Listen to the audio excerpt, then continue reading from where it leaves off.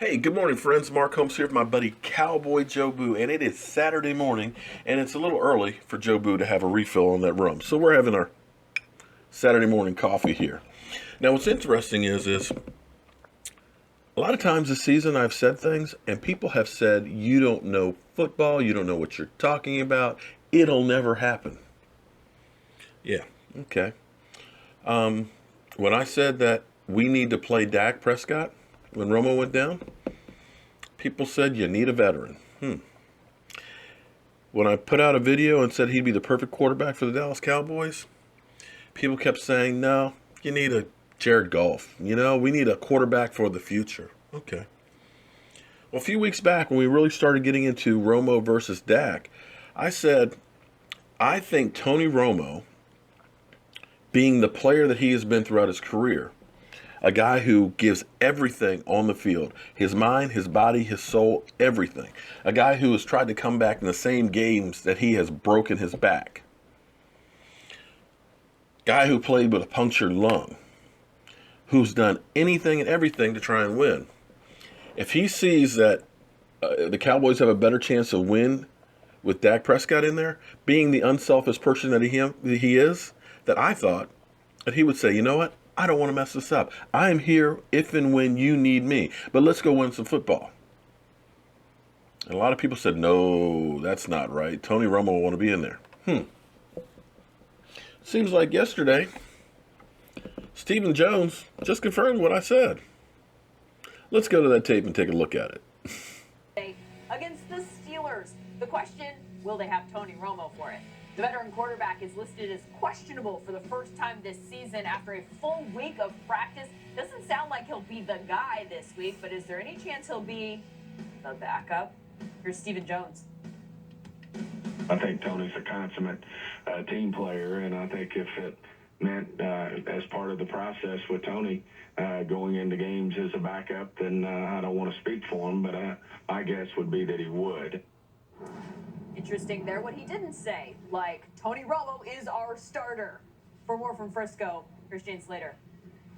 The actives and inactives list on Sunday will be one to keep an eye on. Tony Romo was listed as a full participant in 3 consecutive practices this week and was able to split some of those reps on scout team with Mark Sanchez.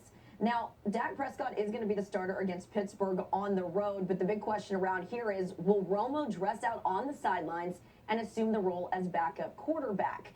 He's been able to move around well, he's been throwing well, and I was able to see him on Thursday throwing some of those passes in anywhere between the 25 and 30-yard range. I just think with the 46-man roster, it's hard to carry 3 quarterbacks, it's hard to carry 8 offensive linemen. You get strained a lot of different ways on your roster to make sure the guys that are actually up are able to play in the game. Defensively, the Cowboys know the Steelers will be one of the toughest offenses that they've faced so far this season. But they tell me the game plan's the same. It's going to be stop the run and this week eliminate the big plays. Rod Marinelli's done a lot with this group that he calls the Mighty Orphans so far this season. They've been limiting opponents on average to 17.5 points a game. Cowboys defense will have their hands full this week. Steelers defense won't have it any easier, though.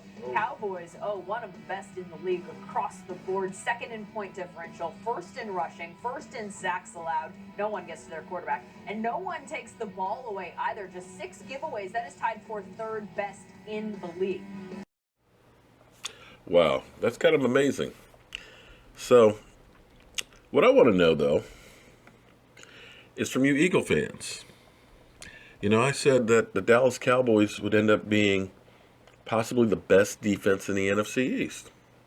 You guys jumped down my throat and said, oh, no way. The Cowboys defense stinks.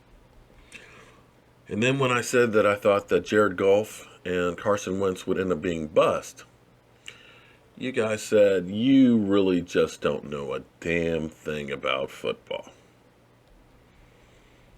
And just before the game we played you guys, you kept saying, yeah, now you're going to play a real team and a real defense. And you're going to kick our butts. And I said that the Dallas Cowboys will win that game. I just want to know, what rock are you Eagles fans hiding under? Because I can't seem to find you anymore. All of a sudden, Carson Wentz doesn't quite look as good as he did against the Browns and the Bears. So I'm just wondering, What rock are you Eagles fans hiding under these days? Don't hear from you like I used to. Well, as always, I want to thank you guys for subscribing and watching the Jobu Report. And hopefully every week we will continue to have great news on the Dallas Cowboys. And I'm working on my Dallas Cowboys versus Pittsburgh Steelers video, which I'll have up tonight, on how the Dallas Cowboys can beat the Steelers. I'm Mark Holmes. This is Cowboy Jobu, and thank you for watching the Jobu Sports Report.